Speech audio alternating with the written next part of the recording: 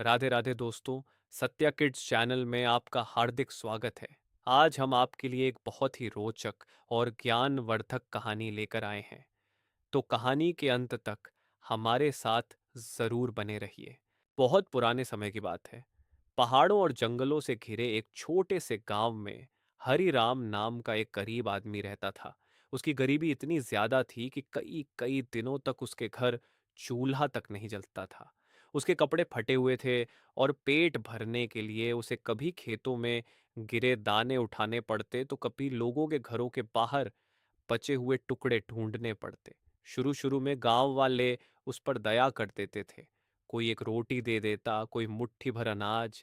लेकिन धीरे धीरे लोगों को लगने लगा कि हरि राम मेहनत नहीं करना चाहता।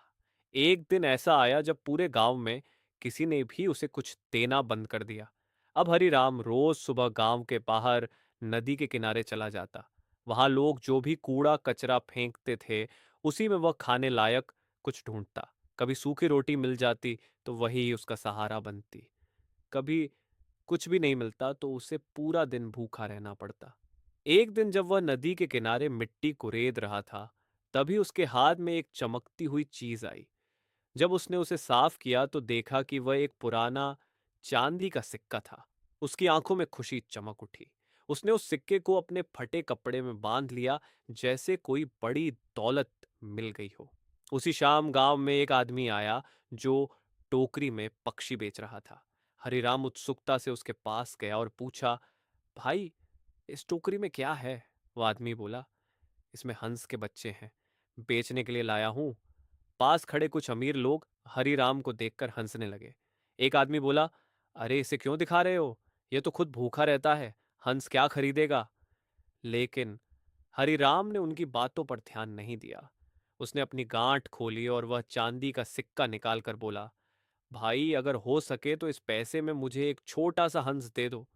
वह आदमी कुछ देर उसे देखता रहा, फिर मुस्कुराया और टोकरी से एक छोटा सा सफेद हंस का बच्चा निकालकर उसके हाथों में दे दिया। उसने कहा, आज से यह तुम्हारा हुआ। इसका नाम मैं मोती रखता हूं। हरिराम की आंखों में खुशी के आंसू आ गए। उस दिन से हरिराम और मोती साथ रहने लगे। हर सुबह हरिराम थोड़ा सा अनाज ढूंढता और उसमें से आधा खुद खाता, आधा मोती को खिलाता। धीरे धीरे दोनों में गहरा लगाव हो गया। एक रात आधी रात को हरिराम की नींद अचानक खुल गई। उसे लगा जैसे कोई धीरे धीरे उसे पुकार रहा हो। मालिक, मालिक! हरिराम डर कर उठ बैठा। कौन है? तभी आवाज आई, मालिक, डरिए मत, मैं हूं आपका हंस मोती। हरिराम के होश उड़ गए। वह बोला, यह कैसे हो सकता है? कोई पक्षी इंसानों की तरह कैसे बोल सकता है? मोती मुस्कुराकर बोला, मालिक, मैं साधारण पक्षी नहीं हूं, लेकिन आप घबराइए मत, मैं हमेशा आपका भला ही करूंगा। फिर उसने कहा, मालिक, मुझे दिन में उड़कर बाहर जाने दीजिए। मैं भोजन खोज लूंगा और शाम को वापस लौट आऊंगा। हरिराम को डर था कि कहीं वह वापस ना आए, लेकिन उसने अनुमति दे दी।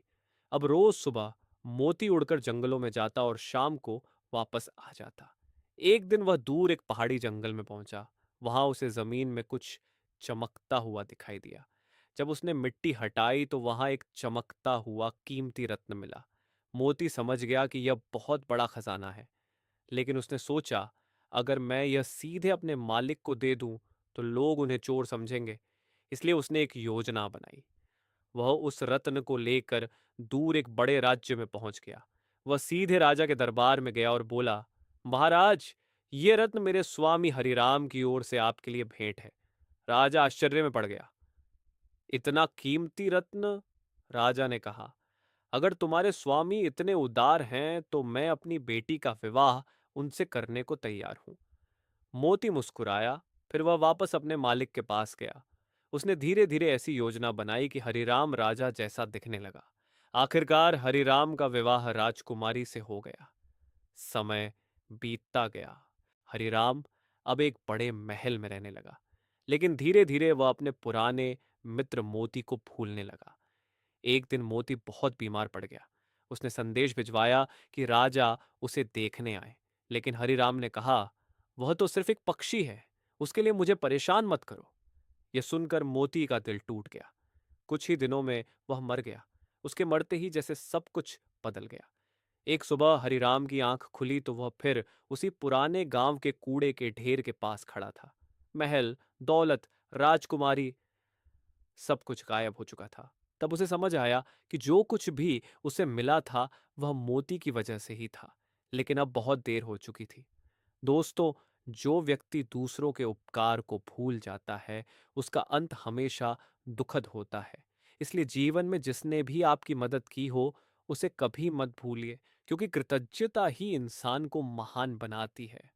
दोस्तों, आपको ये कहानी कैसी लगी? ये हमें कमेंट में ज़रूर बताइए। वीडियो को लाइक करना ना भूलें और इसे अपने दोस्तों व परिवार के साथ शेयर ज़रूर करें। ऐसी ही शिक्षाप्रद, भावनात्मक और प्रेरणादायक कहानियाँ देखने के लिए हमारे चैनल को अभी सब्सक्राइब करें और बेल आइकन दबा दें ताकि हर नई कहानी आप तक सबसे पहले पहुँचे। आपका एक छोटा सा कमेंट और एक लाइक हमें और बेहतर कहानियाँ लाने की ताकत देता है। राधे राधे।